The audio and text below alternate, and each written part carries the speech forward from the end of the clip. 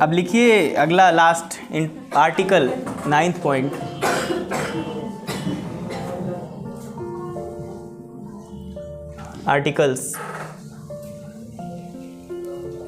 Articles दो होते हैं,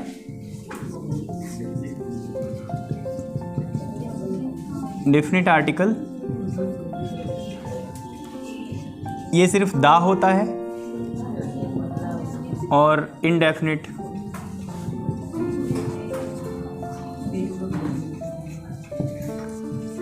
आर्टिकल्स ए होता है, लेकिन जब वॉवेल कोई आ जाता है तो उसको एन कर देते हैं। तो आर्टिकल सिर्फ 3 ही होते हैं।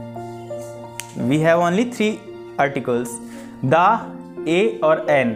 दा जो होता है इट्स डेफिनेट आर्टिकल, एंड ए और एन क्या होता है, ये इनडेफिनेट आर्टिकल होता है। ए, एन और दा।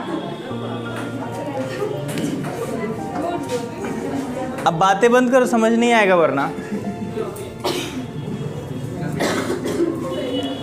लिखिए sentence, a boy was playing in the ground. A boy was playing in the ground.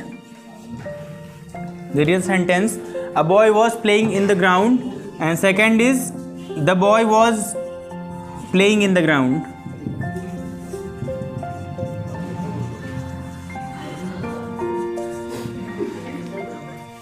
A boy was playing in the ground, the boy was playing in the ground. दो sentences हैं, एक में हमने indefinite article use किया है ए, एक में हमने डेफिनिट आर्टिकल यूज किया है दा। ठीक है, अब देखिए जब हमने आर्टिकल यूज़ किया है तो आर्टिकल जिसके पहले लगता है ये उस नाउन को डेफिनिट या इनडेफिनिट बनाता है। कैसे बनाता है वो सेंटेंस के मतलब में समझते हैं कि सेंटेंस का मतलब क्या निकल रहा है।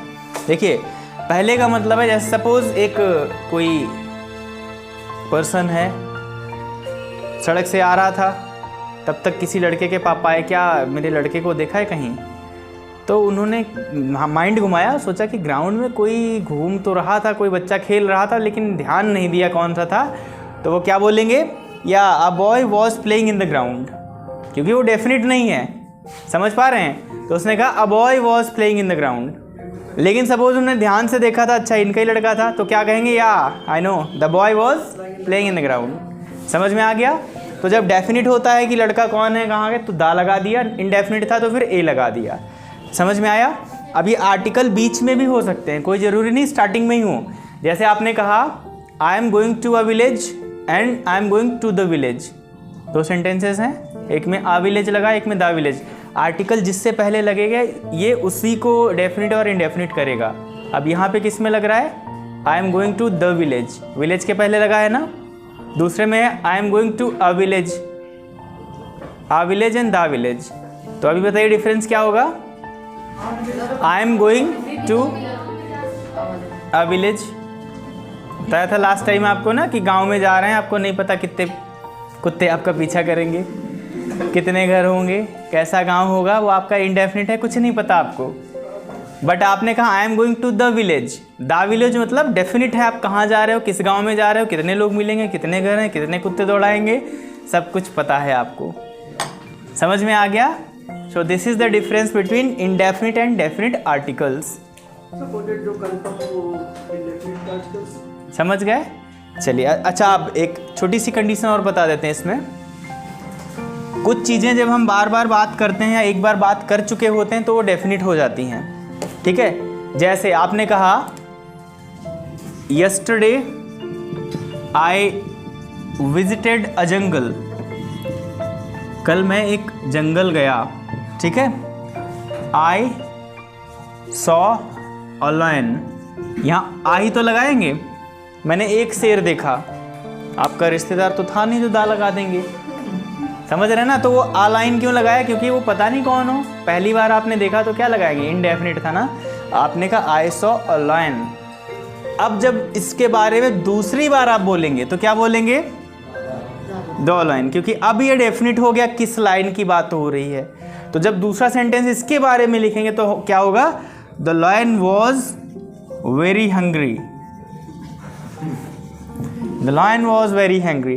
पहले में आपने लिखा आई सॉ अ लायन, मतलब आपका इनडेफिनिट क्योंकि लायन के बारे में पता नहीं था। लेकिन दूसरी लाइन में आपने बोला the lion was very hungry, इसका मतलब है आप इसी लायन की बात कर रहे हो। अगर यहाँ भी आ लगा दें, I saw a lion was very hungry, तो इसका मतलब 2 शेर हो गए, एक ये था एक दूसरा देखा आपने। अभी दा लगा दिया मतलब इसी की बात कर रहे हैं आप, समझ गए। तो ये भी इस तरीके से डेफिनेट बनाता है। Got it. So articles are also over. समझ में आ गया सभी को? Any doubts? तो अभी एक चीज़ और कुछ लोगों के मन में आ रहा होगा कि sir the Ganga, the Himalaya, वो एक अलग कंडीशन है। कंडीशन मतलब नहीं है, वो बस है तो है, मतलब इमॉर्टल चीज़ों के साथ में हम दा लगाते हैं, वो बस एक सिंपल सी कंडीशन है। इमॉर्टल मतलब अमर टाइप की जो भी चीज़ें हमारे वर्ड में हैं उन सब के आगे हम दा लगा देते हैं, जैसे the Himalaya, the Ganga, the Taj Mahal, ठीक है। तो जो भी इमॉर्टल चीज़ें हैं, फेमस हैं, उनके आगे हम दा लगा देते हैं। आप इमॉर्टल नहीं है इसलिए आपके आगे नहीं लगाता ना, द आदित्य नहीं लगाया जाता है। तो इट्स ओवर नाउ।